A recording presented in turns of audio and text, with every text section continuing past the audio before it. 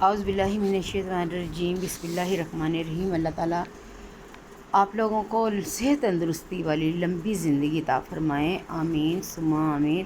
بعض دفعہ نہ چاہتے ہوئے بھی ہمارے ارد گرد کچھ ایسے لوگ پیدا ہو جاتے ہیں جو بلا وجہ ہی ہماری مخالفت کرتے ہیں، اور ہمارے باوجود پیار محبت رکھنے کے، لیکن وہ ان کے دل میں کوئی نہ کوئی کینہ، کوئی مطلب ایسی بات ہو جاتی، نفرت جس کی کوئی وجہ نہیں ہوتی، لیکن وہ اپنے دل میں ہمارے لیے دشمنی پال لیتے ہیں، جو کہ دشمنی نہیں ہوتی، وہ بلا وجہ ہی ہمارے دشمن بن جاتے۔ تو پھر ایسے لوگوں سے نبٹنے کے لیے کیا ہے، بعض اوقات ایسے ہوتا ہے نا کہ ہم لوگ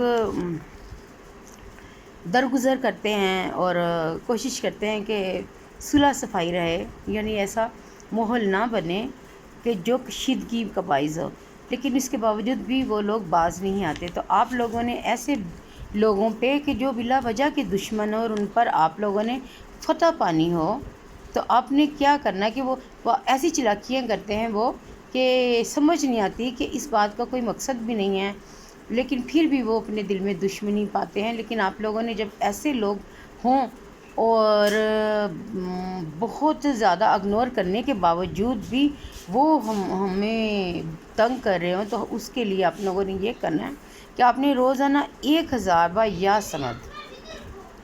یا سمد اول و آخر 3 دفعہ درود شریف کے ساتھ آپ نے پڑھنا ہے۔ انشاءاللہ عزوجل دشمن پر فتح پائیں گے۔